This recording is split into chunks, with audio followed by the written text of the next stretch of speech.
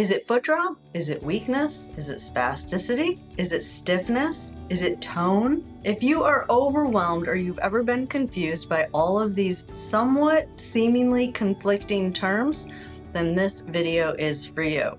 Because in today's video, we are going to get to the bottom of what does it mean to have spasticity, what does weakness mean or hemiparesis, how to identify stiffness and differentiate it from spasticity. And of course, all of this is intended to help you get to the best exercises given the root cause of your movement problems.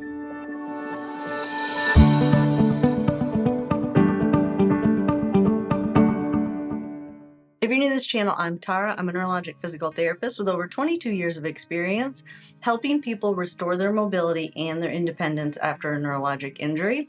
And I've taken everything I've learned in those 22 years and I've put it into a system that gives you 24/7 access to all the tools that I think are absolutely essential to improve your mobility and your independence after a neurologic injury. And all of that is part of our Rehab HQ Gold membership program. To learn more about our membership program and to sign up, you can visit rehab-hq.com. And now on to today's video. Here's the thing.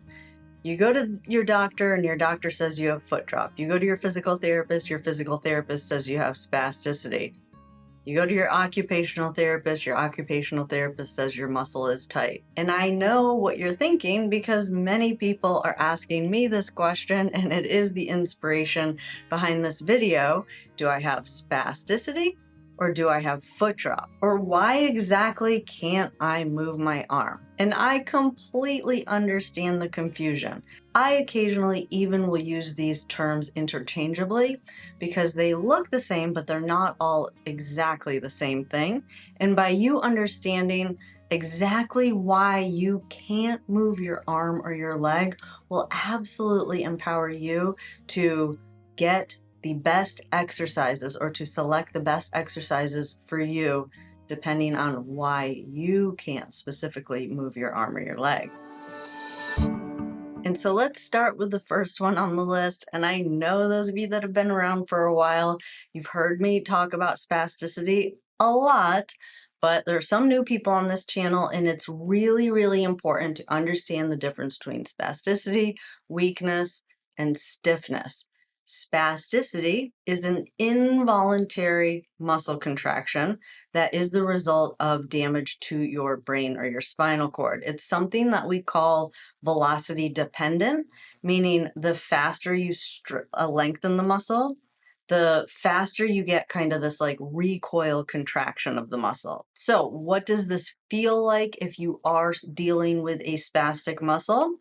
One thing that most people will describe is when they try and move the arm really fast, they get a really, really strong kind of resistance to that movement. However, there are times where they will notice that their arm just easily goes out straight, or you feel like your ankle just easily dorsiflexes or lifts up.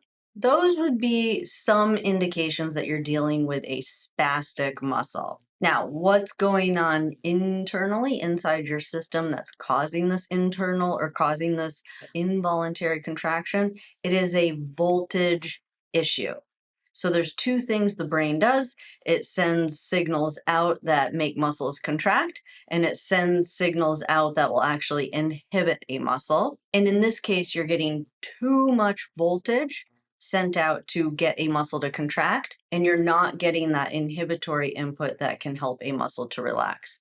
So too much voltage, just like wires in your house, think about there's too much voltage going to that outlet. That is spasticity. So what are some terms that you will hear a lot in physical therapy when they're describing your movement that might also suggest that you're dealing with spasticity? Clonus is one of those terms. That's where you're getting this like involuntary pointing down of your foot. You can also get clonus in other muscles in your body, but that's the one that we check most frequently. Some of you will see it in your arm because your arm will just all of a sudden do that kind of a movement. Too much voltage. Other things that things that might indicate spasticity are toes curling.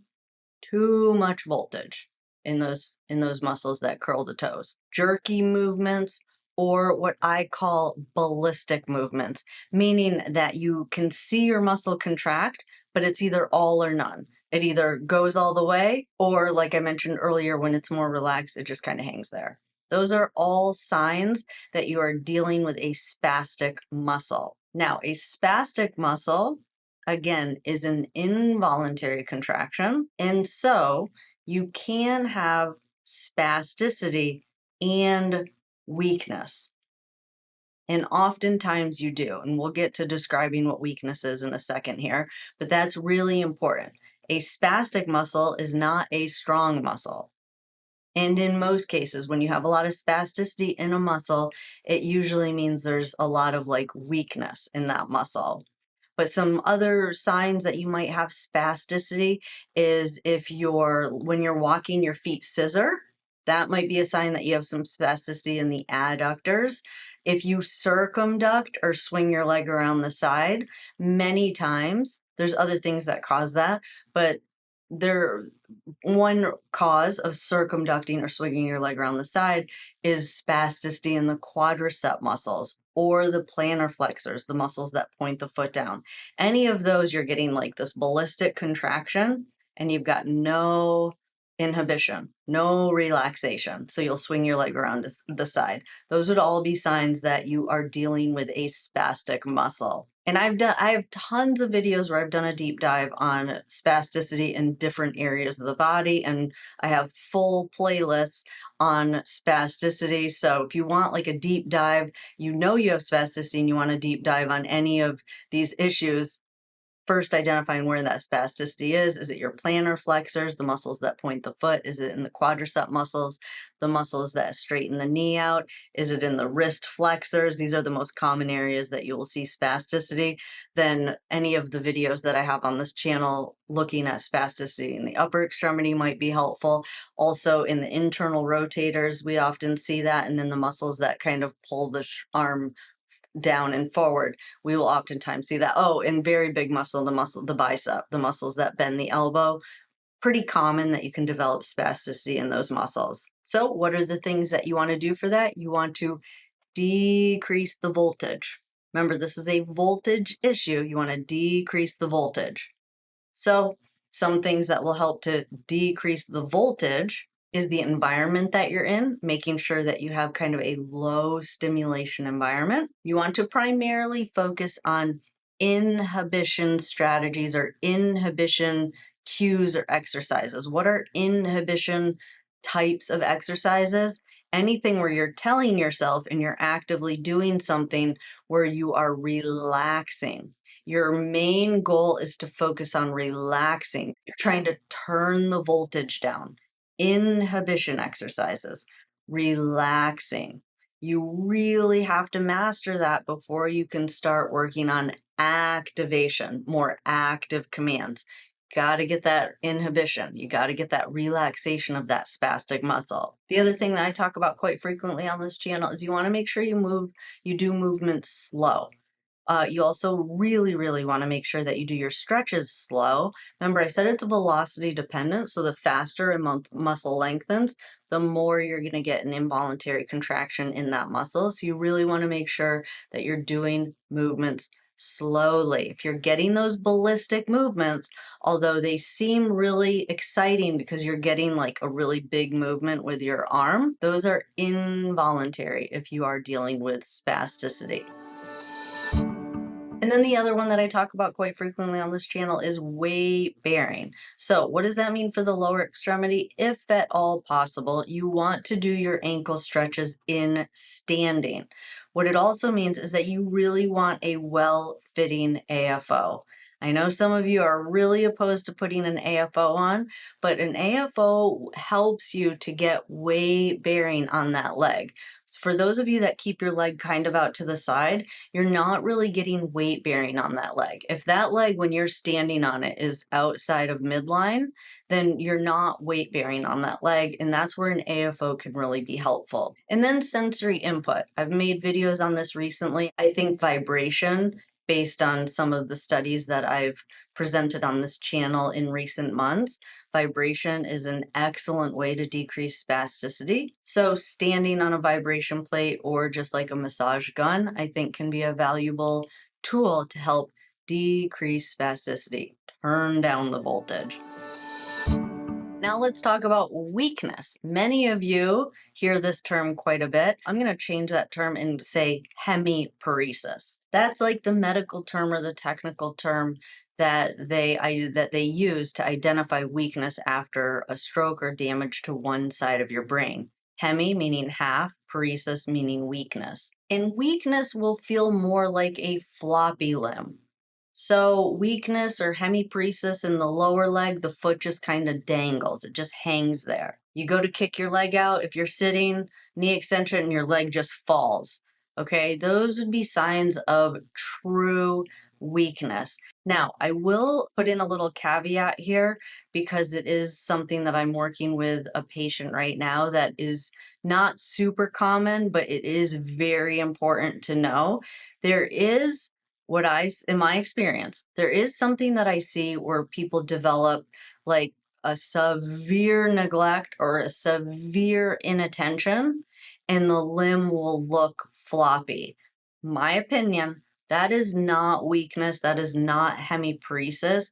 That is inattention or neglect. And the reason I stress that is you really have to work with your family member, if you're a caregiver, or if you are the patient, you've got a flappy limb and you've ever been diagnosed with like inattention or hemi neglect, very important to do whatever you can to stare at that limb as much as possible. That is not weakness. That is like your brain not recognizing that there's a limb there at all. That's a different part of the brain. And what I've seen, it's rare, but what I have seen a handful of times in my career is that someone that has severe neglect will go from floppy and all of a sudden they'll be able to move it. And it's almost like they got their full strength back overnight. Now, those cases where I've seen that, it was very early on in the recovery. But the reason I tell you that if you are someone that's been diagnosed with hemi neglect, you definitely need to like watch some of the videos that I've done on like mirror therapy, mental imagery, tapping. All of those things help with increasing your awareness of that limb. A vibration plate helps, a massage gun, but that is not weakness, that is hemi neglect. But hemiparesis, you will see a floppy limb, and when you try and move it or lift it, or you try and bring your leg forward when you're walking, the only way you can do it is to kind of use a whole lot of momentum. That's usually a sign that you're dealing primarily your movement problem is weakness or hemiparesis. Floppy limb. Now, what causes hemiparesis? This is why I say I'm not going to call it weakness, because weakness could be a muscle problem. What causes hemiparesis? You have lost a critical neural network. So what happens when we go through childhood and development from infant to childhood? We are doing movements over and over and over and over again. What our brain is doing is it's kind of recording all that data, and it's creating like shortcut codes in our brain. So these movements become automatic. When you have a stroke, you have wiped out some part of very, very important neural networks that allows you to move about your environment. So this is a neural network problem that causes hemiparesis if it's not hemi neglect. You have lost a motor neural network. And what do you need in this case is you need more recruitment. You need to get those neural networks back online. What does it take? Tons and tons and tons of repetition. You're trying to relay the tracks of that neural network by doing it over and over and over again. Now, it is not uncommon that you have weakness and you have spasticity. So when you're doing these repetitions and you're doing them over and over and over again, what you really want to pay attention to is that it's not a ballistic movement. If you are working on elbow flexion, which remember I told you that muscle is oftentimes very spastic, you should be able to do it slow and you should be able to do it without getting a lot of compensatory movements. Now, something that's interesting, probably not for a whole lot of you guys, but definitely for people that have had spinal cord injuries, I see this quite a bit. You will learn how to trigger a spasm. So this is just something you want to be aware of. And you definitely see it a lot with people that have had spinal cord injuries, and that will become their pattern. They will learn how certain stimuli will trigger a spasm.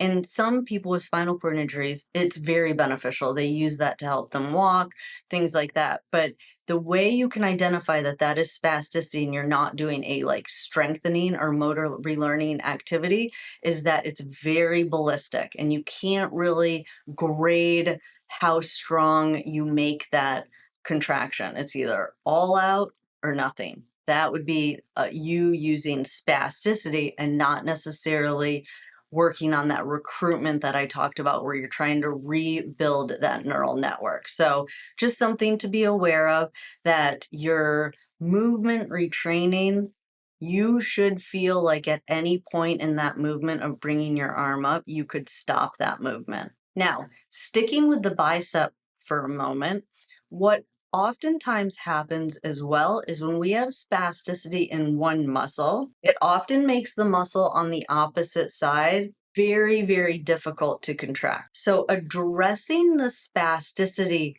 first is very, very important, is what a lot of people miss. It's very hard to contract the tricep if the bicep is contracting, whether it's from spasticity or not. If the bicep is contracting, it's very hard to contract the muscles that straighten that arm out. So that is why it is so, so, so important that you focus on that inhibition, relaxing that bicep first before you start strengthening, or before you really focus on strengthening that tricep. Now, the first question I started this video with was, is it foot drop or is it spasticity? So let me clear up the confusion here. And these are just my opinions. There's probably a lot of debate on how we're using these terms and if we're using these terms appropriately. But if you have true foot drop, in my opinion, that means that you have an injury to the muscle or the nerve that is outside the brain and the spinal cord that voltage to that muscle. My opinion. Some people will say that foot drop includes more than that. The reason I say that is because if you can't lift your foot, so you have damage to the muscles that lift the foot, or you have damage to the voltage going to the muscles that lift the foot. You have a foot that just dangles. That is foot drop. If you can't lift your foot up because that neural network has been wiped out, I would not call that foot drop, especially if you also have spasticity in the muscles that point the foot down. Why? Because if you have spasticity in the muscles that point the foot down, what did I tell you? It makes the muscles that lift the foot up have less ability to do their job, right? So the reason you can't lift your foot, yes, is because potentially the muscles that lift the foot up aren't working, but primarily it is because you have spasticity in the muscles that point the foot down. Now, I know this is super confusing, but it is so, so, so important that you understand the difference, because if you go on Instagram or you go on Amazon or you get enamored by these companies that are selling these products, they all claim that they fix foot drop. I would not go down that rabbit hole, because your foot drop, it's not that you can't lift your foot up, it's that your foot has the spasticity in the muscles that point the foot down, and you need to address the overactivity, the too much voltage in the muscles that point the foot down prior to really getting a good lift on the foot up. So the spasticity that we just talked about, those strategies to the calf muscle need to be implemented first before you start really going down the rabbit hole of things that will be effective on activating the muscles that lift the foot up. Okay, so hopefully that makes sense. But now hopefully you understand that spasticity and weakness many, many times go together. If you have spasticity, most likely that muscle is weak. You have a lot of voltage going to it, but it's not coordinated. It's not precise. It is a ballistic voltage, all or none. Most likely that muscle does not have, or that movement does not have the neural network that it needs. It does not have that neural system that needs to be there in order for you to take that thought of reaching for that glass and actually turning it into a movement. Okay, and then there's one other term that really, really needs to be talked about that I get a lot of questions on is stiffness. So we covered spasticity, hopefully you understand that. We covered weakness or hemiparesis and what that means and what that looks like. The third term that often gets very confusing and is so, so, so important for all of you that are on the internet and on social media kind of selecting your own exercises is stiffness. Now, stiffness can mean a ton of things.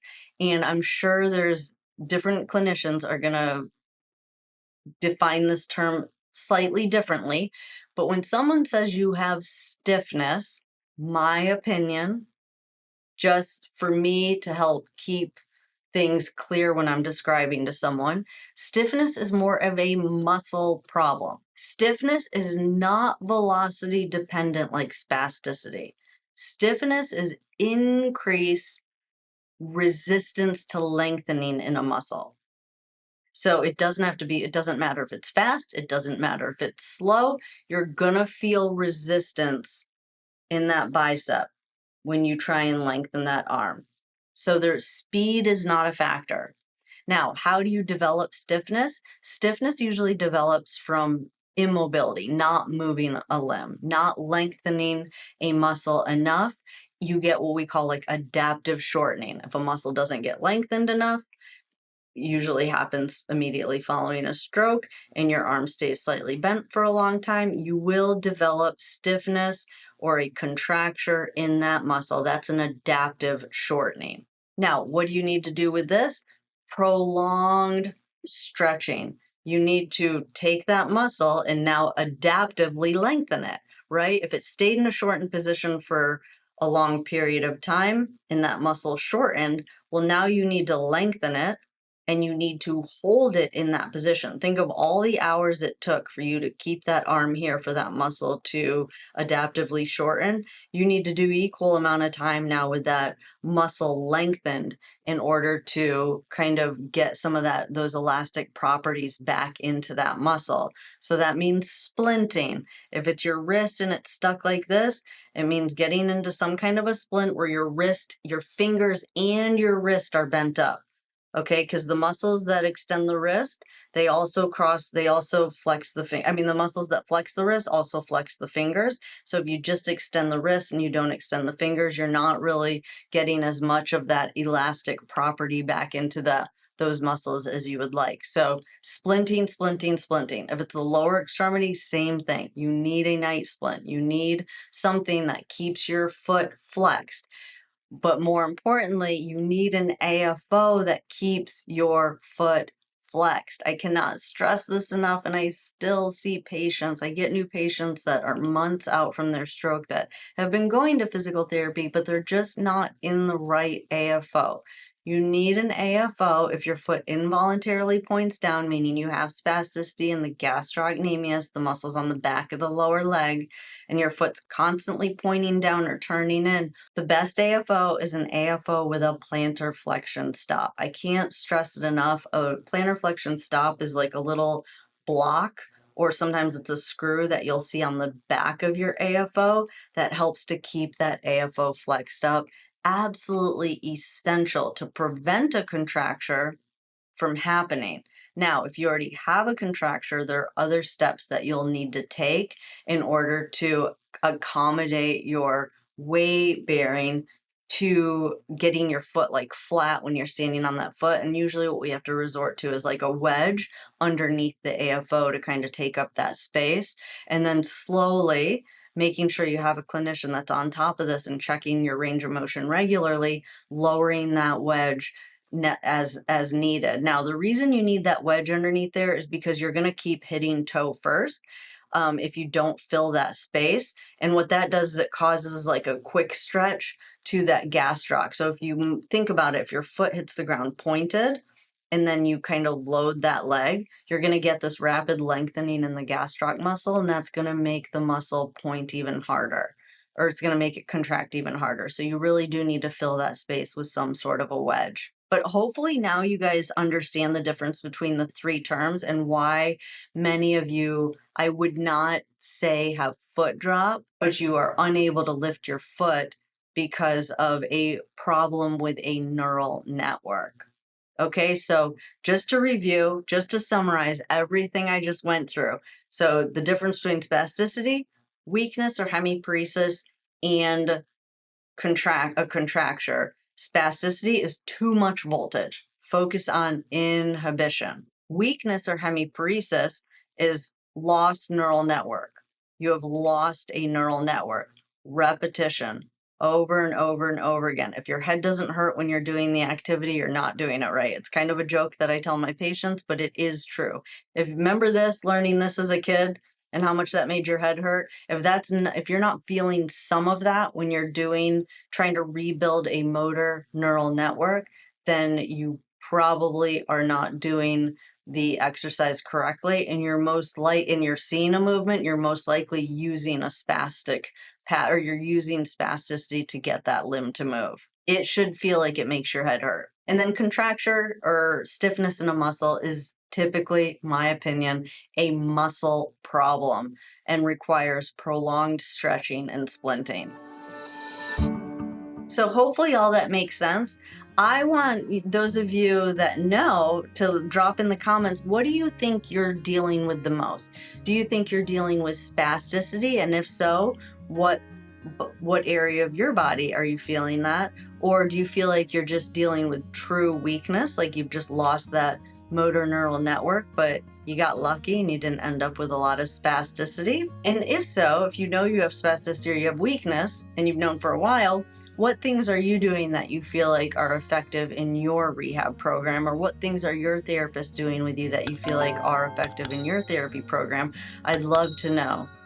It helps me, it helps the community. So share your thoughts or your experiences. And then if you are dealing with spasticity, definitely check out this playlist over here, or maybe it's over here. I think it's over here. Definitely check out that playlist where you will get all of the videos that I've made on how to address a spastic muscle, and you want to really take full ownership of your rehab. You would be perfect for our gold membership program. With our gold membership program, you get access to our monthly Q&As where you can ask questions about whatever your specific problems are that you're dealing with.